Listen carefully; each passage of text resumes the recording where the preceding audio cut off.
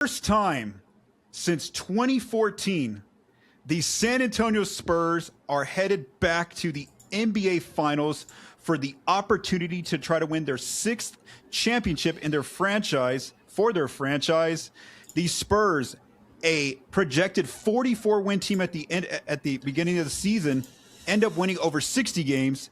And not only that, they go on the road into Oklahoma City and defeat the defending champion Thunder by 8 points, 111-103, to get a bid to the NBA Finals, where they will face, it's like 1999 again, the New York Knicks, Spurs, Knicks, and also a repeat of the NBA Cup championship.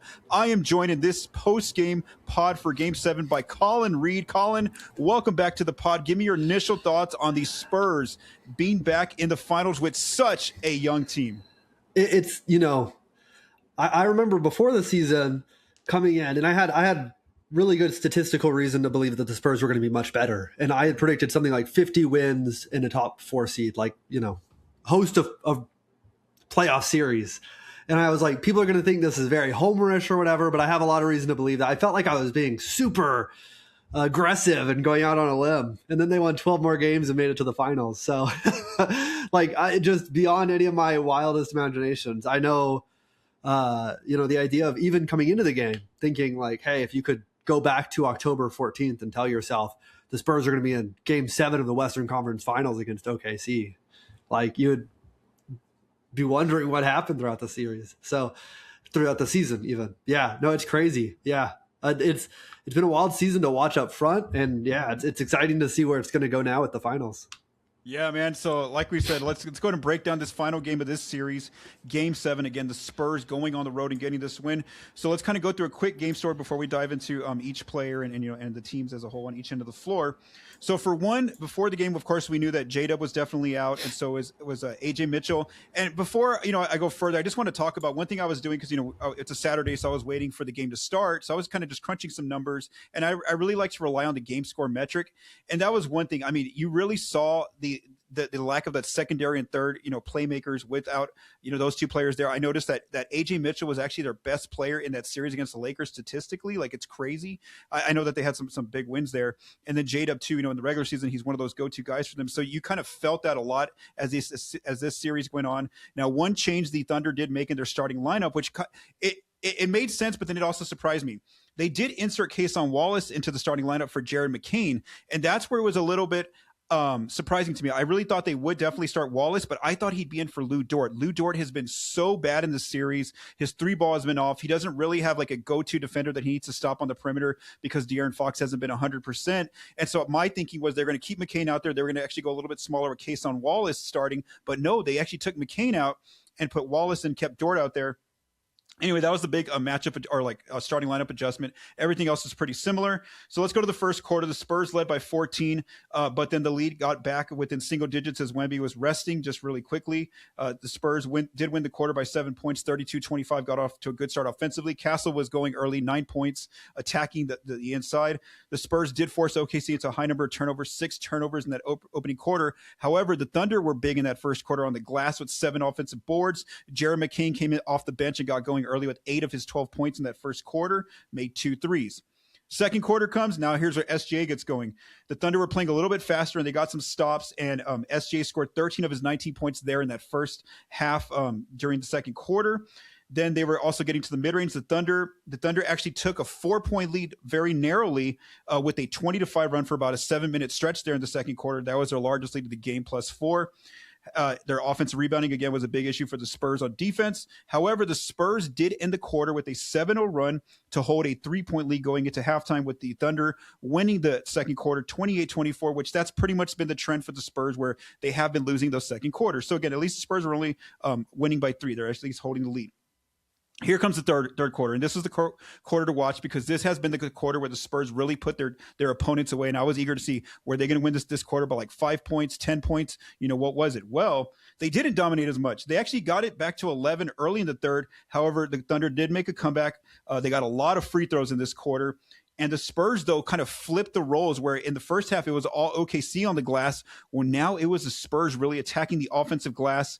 And, they really struggled from 3 outside of Julian Champagny, who got hot there in the third quarter. And so they didn't win that third quarter, but they tied the Thunder. So it was 24-24. And again, that told me, wow, the Spurs really have a chance of losing this game, because I thought they should have been up by more, going into the fourth. So they're up by 3 going into the final quarter. Well, now this is where the Spurs put the game away. The Spurs made all the hustle plays in the fourth. They got their lead as large as 12 points. The closest OKC ever got was 6 points. It did feel, in the last few minutes like it was a crunch time game, but the Thunder could not get a basket to go into, they were kind of throwing up some of those desperate threes. SGA and Wallace were the only 2 players trying to keep them in it. Wallace ends up with 17 points, SGA 35 on the night. But there was just so many key plays by the Spurs players, and it wasn't all Victor. It was Keldon Johnson comes in like on his own little 8-0 run, 2 made threes, a layup on the break. Luke Cornett gets like a minute of playing time, just comes in and swats, and Isaiah Hartenstein a layup attempt or dunk attempt on the break. Stephon Castle, Dylan Harper, the 2 youngest players on the roster, end up coming through with big offensive rebounds and putbacks. I think Harper had a 3-pointer as well in that quarter. And then it looked too like Wemby. He had looked tired throughout most of the game. We'll talk about him a little bit later, but in that fourth quarter, he kind of got his swagger back. He was ready to get his dribble going. It's a step back 3. And then of course, Champagnie hits a big 3 as well. And so, and Victor also stayed in the game. He actually had 5 fouls there in that fourth quarter, and he still maintained himself and didn't get fouled out. And so the Spurs did win that fourth quarter, 31-26, and they basically put the Thunder away, and they won by 8 points. I saw the Thunder fans kind of booing at the end, like on the final possession. And I wondered more if that was a sign of like them kind of conceding and kind of giving up their players, or the fact that kind of Vassell went and kind of just dunked it. But give me your thoughts just on that, just kind of the flow of this game. Yeah, in the second quarter when the Thunder took the 4-point lead, and then in the third quarter when they took a small lead, every time the Thunder had their punch, I was like, okay, here's where like the defending champion, one of the greatest teams of probably the most dominant team of the decade, one of the best teams of the 2000s, they're going to like take a stranglehold and finish this thing off. And like the fact that the Spurs had a response every time, we can't say enough about it. Just the fact that, 22, 21, and 20 is, Wemby, Castle, and Harper. And it's insane just what they've done. Like the response they had in game 6, we didn't get to talk after game 6, but like they came into an elimination game and all showed up and performed. Like this team, every time they get, and this is something that Coach Johnson talked about after the game, every time they are met with a challenge, they like rise up to meet it.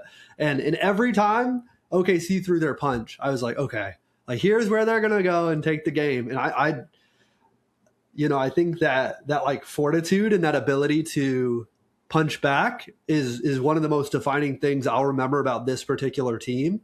And like the fact they were able to do it in game 7 on the road against the defending champ, just crazy stuff, especially considering the youth they have. Yeah, man. In that fourth quarter, I was just watching the clock because you're right. The Thunder would throw their punch. They'd get it back down to 6. And then, here comes the Spurs 5-0 run. They're up by 11 again. They're up by 9. And then here comes another Thunder attempt to try to get it close. And they get it back to 6. And it's just like all I kept watching was that clock. It just keeps shrinking and shrinking. And then you could see with like the last 3 minutes, basically, OKC got into more of that desperate offensive mode, just trying to get whatever they could out there on the night. So let's now go further into this game. Begin with the area that I think really won the Spurs this series, which was their defense. We talked about, who was going to have that advantage in this series coming in our preview pod, and it ended up being the Spurs defense in a lot of these ball games. So they had another great night on the defensive end. So for one, they held the Thunder below 30 points in all 4 quarters. Again, this is now the 3rd time they've done that. They did that in game 1. They did that in game number 3 or 4. I don't remember which one. And then tonight in game 7. And also, this is they've done this more to the Thunder than they did to either the Wolves or the Blazers. Give the Wolves and Blazers some credit for putting up better offensive outputs against the Spurs team. When the defending champs, one of the best offense of the playoffs coming in, couldn't even do that. They were held below 30 in 4 quarters in 3 games. Of course, the Spurs took away the rim with mainly Victor playing, 42 minutes? Yeah. So Victor was out there all night. This Thunder only scored 32 paint points, 50% accuracy, both very low numbers. I know there was a big run there in the second quarter where the Thunder got a bunch of free throws, but overall, they only got 22 attempts. They actually missed some attempts. They only made 17 free throws, so that's a win for the Spurs. OKC getting just 17 free throws. I know SGA had 9 of them, and who else? Caruso had 5. The Spurs held the Thunder to 103 points, so yes, they didn't hold them below 100, but again, 103 means they barely got that number, got the over 100 points. This was a trend all series. The Thunder just never score in the fast break. And you could just, it made sense. I really agree with Reggie Miller on the broadcast. He was like, why aren't they pushing the pace? Why are they letting the Spurs set up their half-court defense? And that's something I noticed in every game of the series. The Thunder never had a good night in transition scoring, just 7 fast break points again tonight, just not taking advantage of those easy points. They like to operate more in the half court. Well, that's not a good idea against the Spurs defense. The Spurs were aggressive even on the road in the closeout game, 9 steals, forced OKC into 14 turnovers, and they scored 19 points off those turnovers. San Antonio did. Again, early on, it looked like the glass was going to be an issue for the Spurs, but check out these numbers. In the first half, OKC grabbed 9 offensive boards. In the second half, just 1. Again, 1 offensive board for the Thunder. 39% in terms of shot diet, it kind of made sense. The Spurs kind of wanted this kind of a shot diet. OKC only took 39% of their shots in the paint, very low. And then 19% of their shots came from mid-range, is kind of where the Spurs want them to be taking shots. And of course, the Spurs half-court defense was excellent. Held the Thunder to 92.2 points per 100 half-court plays, 35th percentile, very low per cleaning the glass. The only negatives I could find, the Thunder did get more mid-range points, 18 mid-range points. SGA scored 12 of them. They shot 56%, but again, the Spurs are going to kind of give them, that one area on the floor, and they did get 20-second chance points. Some OKC standouts. There was only 3 players. SGA did all he could for his team with a game score of 32.5, which is basically all NBA level. I mean, give him credit here. He looked exhausted too. 43 minutes, 12 of 21 shooting efficiently, 2 of 5 from 3, 9 of 11 from the foul line, 35 points, 9 assists, 4 rebounds, 3 steals, 3 turnovers, 1 block. Kason Wallace really came through. 17 points on the night, 6 of 10 shooting, 5 of 9 from 3, 7 boards, 4 assists, 2 steals, 2 turnovers, a block.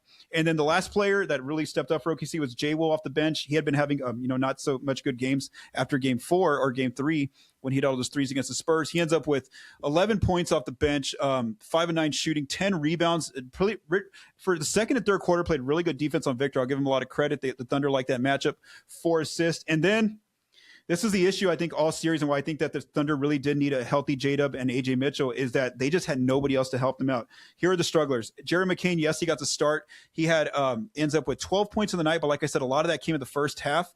Shoots 5 of 12 from the floor, 2 of 7 from 3. That's about it right there, 1 turnover. Caruso, 12 points, but 3 of 14 shooting to get there. He was off from 3, 1 of 6 from outside. The Spurs did a better job closing out on him. 5 rebounds, 4 assists, 3 turnovers, 1 block. And this guy, I mean, I kind of called him out. I think everybody was tonight. My wife had said that he was trending like #1 on Twitter at a point.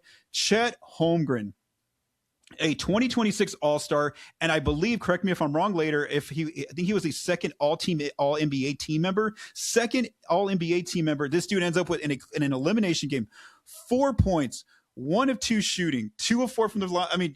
4 assists. 4 rebounds, 0 assists. I was wrong there. 2 steals, 2 turnovers, 2 blocks. Again, SGA needed help, and Chet was not there for him. There's going to definitely be some, with all these Giannis rumors out there, the Thunder, I think, are going to see their name in all these rumors regarding Chet because, he showed against this Spurs team, who this Thunder now have to go through in the future years, that he's just not able to step up in this one matchup. Because I was even looking at his numbers for his game score, and he was like almost like close to like an All-Star level player against the Lakers. And then all of a sudden he gets to the Spurs, and it's just like, man, that's rough for the Thunder. Their second best player not showing up. Hardenstein, he didn't get as many minutes because, they just like the J-Will matchup, 21 minutes. What was he? 7 points, 5 rebounds. Okay. 2 turnovers. And then Dort, like I said, I could not believe they still stuck with Dort in this game. He didn't play as much either. Just for 16 minutes, 3 points, 1 of 4 shooting from the floor, 2 assists. He didn't give them anything. And I think he has a team option on his contract, so I'd be very eager to see what they're going to do regarding Dort's future here with this season ending for OKC. So give me some of your thoughts on the Spurs defense in this game. And this goes to both sides of the ball, but the offensive rebounding, I think, was such a huge deal because the Spurs were up by 3 at half. But, you have here that the Thunder had 20-second chance points. I mean, that's how many they had at halftime, and it was like, hey, the Spurs are winning by 3, but 20 of the OKC points are second chance points. Like, they're keeping them in the game. Like, if the Spurs are going to lose this game, it's going to be on the glass. And in the second half, it was 11 offensive rebounds from the Spurs to 1 by OKC. So their ability to just turn that around to that degree was such a big deal. I mean, the half-court defense, again, I think one of the big reasons why I think a lot of the people said we need to wait until the playoffs before we anoint Wemby as the best player in the world is that the playoffs are such a different environment that sometimes players who are really great in the regular season aren't as good in the playoffs. And, maybe on offense, maybe on defense, whatever. And I think through 3 series and through the half court offenses we've seen the Spurs go against, like Wemby is a playoff defense unto himself, good enough to make a team a title team just by being on the floor with his defense. It's better than I think any of us would have thought it would be going into the playoffs, which is crazy because he was the unanimous defensive player of the year. So, yeah, I think it's just impressive stuff by him. But then again, the buy-in from everyone around him, Castle, and, Fox doesn't have a reputation for a good defender, but he's out there on one good ankle. And you can tell he's taking his matchups very seriously, trying to keep guys in front of him. And everyone top to bottom does that. So, yeah, just an incredible defensive performance. I mean, anything under 100 points per 100 half-court possessions for the Thunder is really good compared to what they were doing before and even what they did to the Spurs sometimes in this series. So, yeah, I mean, that's a fantastic number, 92.2 for half-court offense. And, I mean, their offense, the Spurs offense wasn't really all that great a lot of the times this series, except for game 6 probably. The rest of the time, their offense was pretty average to okay. And they won this series with their defense. And that's something they're gonna have every year going forward for the next 15 years. So it's just incredible. I think tonight was a celebration of that defense. And, seeing Luke Cornett come in, to me, the fourth quarter, Keldon came in and he had his 8 points. I was like, and again, that's not defense, but Luke had the block.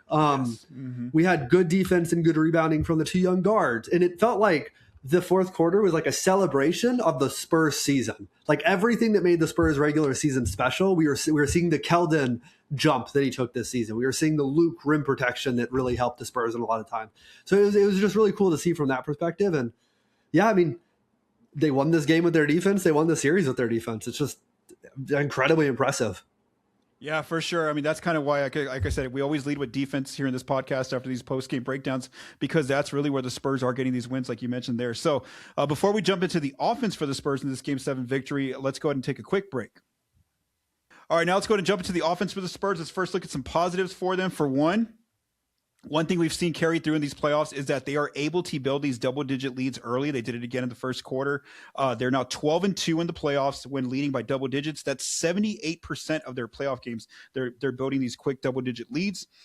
They are now 10-2 when winning or tying the three-point line in the playoffs, and that's been a big part of whether or not they're going to have success is their outside shooting. It came through again tonight. They made 17 threes, which is the most in this series. They shot 43% on the road from outside. That is the best in the series for them. And then 45, they kind of, as I mentioned after the Game 6 post-game pod, they're kind of taking what the Thunder are giving them. They know the Thunder are collapsing inside, wanting to take away the paint. So they're kind of using that to their advantage. They're just trying to get open threes, driving kick action, the guards, Wemby getting 2 feet in the paint, kicking out, and finding those open threes. Let's talk about some of the players from three-point land. Vassell had a rough shooting night, 1 of 6. Julian Champagny, wow, his night, 6 of 10 from outside for 20 points in the night. Wemby, 3 of 5. Castle, 0 of 3, didn't take many. Fox looked a lot better, a lot healthier, 3 of 7 from 3. Harper, 2 of 3, including a big one in the fourth quarter. Keldon in the fourth quarter, he ends up going 2 of 5 from the night. So yeah, just a much better outside shooting night. And that's one thing, is it's almost like an added bonus. If the Spurs are going to get their 3-point shooting on certain nights in these playoffs, that's just an added bonus on top of their superb defense. One thing I've talked about before is that the Spurs really didn't get many mid-range points in this series. However, the last 2 games they did. They scored 12 points from mid-range, made 55% of their shots there, and they took 13% of their looks from mid-range, which is the most in the series. Who are some of their standouts? Vassell, 4 points from mid-range, Wemby, 4 points, Castle, 2, and then Harper, 2 as well. They grabbed 15 offensive boards, like I mentioned, 11 in the second half. 12 turnovers for San Antonio. That was a low number, which is a very good sign. I always like to look at the guards. What did they end up with? 2 for Fox. 6 for Castle. That's a little bit more than he's been having. And then 2 for Harper. But again, better ball control, just 12 turnovers overall. They kind of flipped that battle on OKC, where OKC was a team turning them over for most of the series, and now it's San Antonio winning that battle. And then, of course, the Spurs get out on the break. They've taken advantage of that. 19 fast break points. The only negatives I saw was that they didn't take as many shots in the paint, just 42% of their shots in the paint. And the Thunder, like I said, clog it inside. They contest well in there. 34 paint points for San Antonio, very low number. 46% of their shots made in the paint. 14 made free throws for the Spurs, so they didn't get it to the line too much. Plus, they missed a few free throws. They went 74% accuracy, which is below their season average. And, of course, in a more defensive-oriented game, they only scored 111 points. Let's look at the standout players. The Spurs had 5 of them. Julian Champagny ends up with the best game score on the Spurs, a 16.4. What does his line look like? 20 points in the night, 6 of 11 from the floor, 6 of 10 from three, 6 rebounds, 1 assist, 1 steal, 1 turnover. One thing he said is that his teammates throughout this playoff series or these playoffs have continued to encourage him, kind of keep him in check of like not getting too discouraged, kind of not getting too high, not getting too low when he goes in these waves with his 3-point shooting. Because we saw early in the series he was really struggling, but then I think by like game 5 through 7, he's kind of picked it up a little bit more here in the series. Wemby, again, didn't have the best night on the floor, a game score of 16.1, but still put up good numbers, 22 points, 7 to 15 shooting. Couldn't really get inside a lot, only 4 paint points.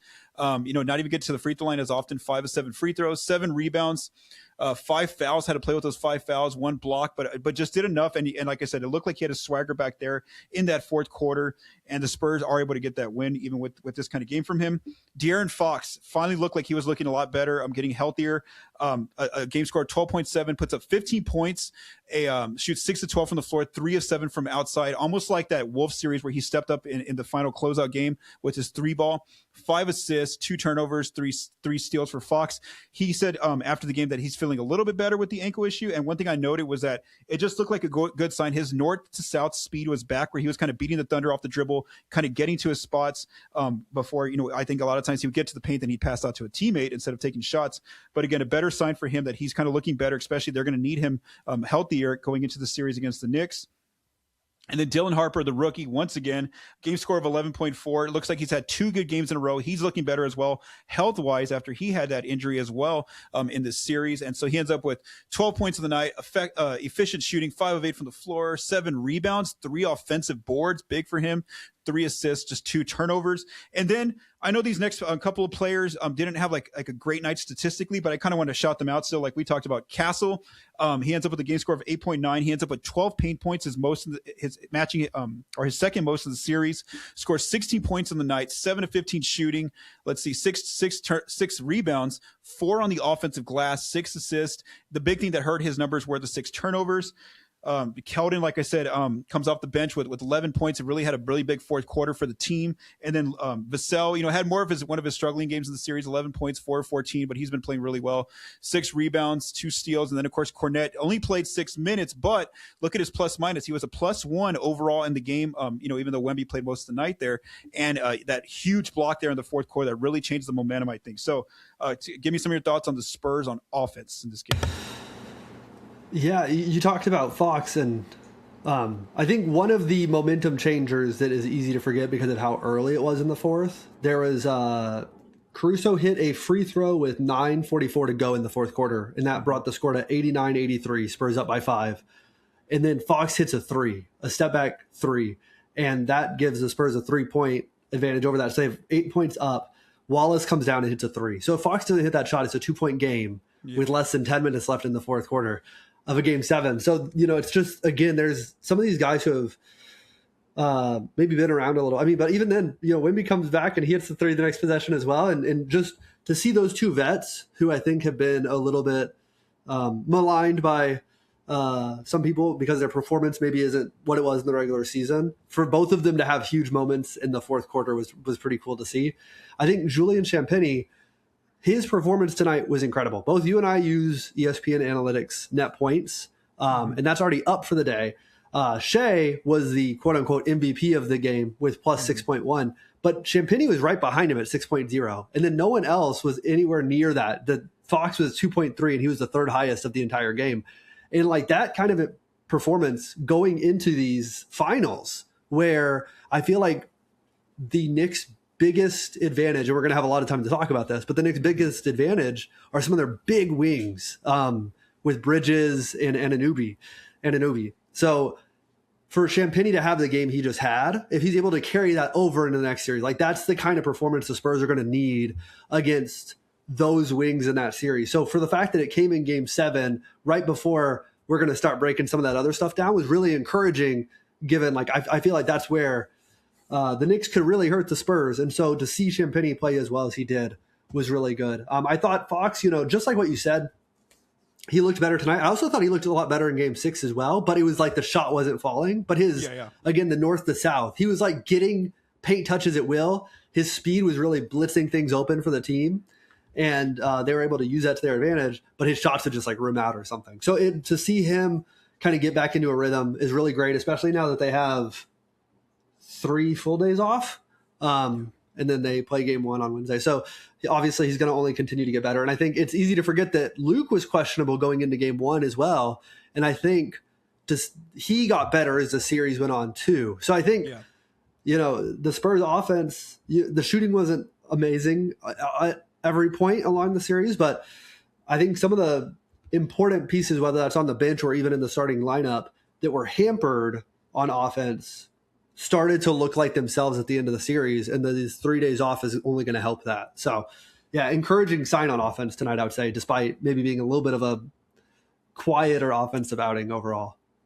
Yeah, I'm glad you brought up that point about Luke. I forgot that he was injured coming into the series, to open up. So maybe he has gotten healthier. He has played a little bit better in these last few games, especially which one was it where they actually it was last game 6. Remember they blew the lead up from 10 to 21 with Luke actually on the floor. Yeah, and then Champagnie, we're going to talk about it a little bit, man. He's going to like play the New York Knicks. I think he had a career high game against them, 11 threes, I believe he made. So anyway, we're going to get to that series a little bit later. Anyway, let's just close out this game though. I'm talking about the extra possessions battle. Again, give this young Spurs team a lot of credit here in this area. They won this extra possessions battle on the road, just showing that, the environment, the crowd, the pressure of the moment, they were going to make those hustle plays more than the Thunder. So they end up out battling the Thunder 29-24 in the extra possessions. The Spurs grabbed 15 offensive boards. They forced the Thunder into 14 turnovers. On the flip side, the Thunder only grabbed 10 offensive boards and only forced the Spurs into 12 turnovers. I think it was. Actually, I have the numbers wrong there. Anyway, it was 12 turnovers for the Spurs. So actually, they're wrong. It was 29-22. Actually, it's even better for San Antonio. All right. Now let's talk about the Spurs are going back to the NBA Finals. Like we said, it's almost like that song from Prince, party like it's 1999, but the Spurs got to win to party first. Anyway, so obviously we know that the Spurs did win their first title in franchise history in 99 against the Knicks in 5 games there in the Garden. So let's first talk about the final schedule, something you mentioned where I think it's going to help the Spurs, especially with all these injuries coming in. And we know the Knicks are healthy outside of Mitchell Robinson, who broke his pinky finger, but had some surgery. So he's expected to play for game 1. So for one, like you said, there's 3 days off before game 1, which is on Wednesday in San Antonio. Then there's Thursday off. Then it's Friday, game 2. Then they get 2 travel rest days. And then next week, they play game 3 on Monday in New York and then game 4 on Wednesday in New York. Then they get, again, 2 more travel days / rest days if it goes to 5. That'll be Saturday in San Antonio, the following Saturday in San Antonio. Then, again, they get 2 more travel days, rest days for game 6 on the following, or 2 weeks from now, Tuesday, there in New York. And then, again, 2 more days in between travel for game 7 if it goes that long on a Friday, 2 weeks from now. And I think that's a really good sign considering Wemby, because I think one thing my wife pointed out is that in these games where they had to always go to either back to San Antonio or back to Oklahoma City, he just looked like more, it just didn't look like he had his energy level there. I'm not sure, how much the travel, the sleeping conditions, whatever kind of impacts him there. So that's a really good sign for Wemby that on these travel days, he's going to be getting 2 days of rest in between. The Spurs, just revisiting this series, and again, I'm going to write more about it in a preview over on the spotupshot.com, and then we'll do a preview pod as well before the series starts. The Spurs did go 1-2 against the Knicks this season, if we include the NBA Cup. The Cup game, of course, it was close throughout in Las Vegas. The Knicks did pull away in crunch time and won by 11. Then on New Year's Eve in San Antonio, the Knicks led big early by as much as 17 points. The Spurs did make a comeback and win in crunch time by 2 points. This was, again, the craziest Champagnie game where he ends up with like 11 made threes. And then on March 1st, in New York, it was like an afternoon tip-off. The Spurs led early in the first quarter, but then the Knicks, controlled for the rest of the game by double digits. They ended up blowing out the Spurs by 25. And this is when the Spurs were playing some of their best basketball. And after February, when they had just been blowing teams out every night, and then all of a sudden that Knicks game comes in, it was actually the Spurs getting blown out. And it was really weird. It was just a weird point to see the Spurs. We just hadn't been used to them losing it all, and plus getting blown out. So, again, we're going to talk a little bit more about that series. And then I just want to give 2 quotes from Wemby and Coach Mitch Johnson. Mitch Johnson, he had this quote on the broadcast. He said, "I don't give a damn about the word experience when talking about winning with this young team." And then for Wemby, he was talking about how it's his dream to win an NBA championship. He says that they're so close now, being 4 wins away. And he had this quote. He said, "I want it so bad, it's like my life depends on it." So there's that desperation for victory. It really shows that he wants it a lot. And I really think too, I know, he got emotional again after the win, very emotional. But I think, again, what people don't, maybe some people might forget is that, man, he had a point last season where, not only was it kind of like his life kind of on the line with that blood clot, you never know what could happen in those situations. Plus, his basketball career could have been over. So I think for him to say, like, he even said post game, you never know how many chances you're going to get at this thing, and to be 4 wins from the finals, that's why he's saying, he wants it more than anything. And I think that we have to keep that in mind, that this dude faced some very like life-changing moments last year, just a year ago when he had his season cut short. And so I think that's very much kind of to keep in mind when he shows these kind of emotions out in the open in front of the world. What are your thoughts on just kind of the Knicks series coming up, and kind of on Mitch and Wemby's case? Yeah, the Knicks have been a tough matchup for the Spurs this season. I imagine that the NBA, though, is doing backflips and jumping jacks and all that. Like, the NBA Cup Finals is also the finals. They're going to broadcast the heck out, or like advertise the heck out of that next year during the NBA Cup. And also, the like biggest city in the United States, one of the biggest cities in the world, is in the finals, and they're playing Victor Wembanyama. Like, this is an incredible series, I think, from the theater side of it for sure too. Some of those games, that the Knicks were just good against the Spurs throughout the regular season. But that March 1st game was an afternoon game, like you said, and it's just so weird. They're so bad at shooting, the Spurs are, a lot of this year during the afternoon games. Their effective field goal percentage in that game was the 8th lowest of the entire season. And for a Knicks opponent, it was the 10th lowest of any Knicks opponent throughout the whole season. And that includes playoff games and all that kind of stuff. So, yeah, it was very bizarre. It was a very bad shooting night. So I almost feel like we're coming into this series with a clean slate. But they do have, Mitchell Robinson as an incredible offensive rebounder, and we see what happens when the Spurs aren't able to keep the board. And so his status is up in the air with his finger injury. And then I know OG has been dealing with stuff as well. So there's, I feel like, a lot of very interesting storylines to monitor over the next 3 days. Yeah, for sure. Like I said, it'll give the Spurs a few days to get healthy. The Knicks as well. Especially with the Spurs with Fox and Harper, not being 100%. But again, it's a good sign that they're looking better going into the series now. So again, the finals do start on Wednesday. Thank you, Collin, for staying up on this Saturday evening. This post-game Game 7 pod where the Spurs are headed back to the NBA Finals to try to get their 6th championship in franchise history. Thanks for listening, and don't forget to hit subscribe, leave a 5-star rating, and write a review. You can find us on Apple Podcasts, Spotify, Amazon Music, YouTube, or wherever you get your podcast.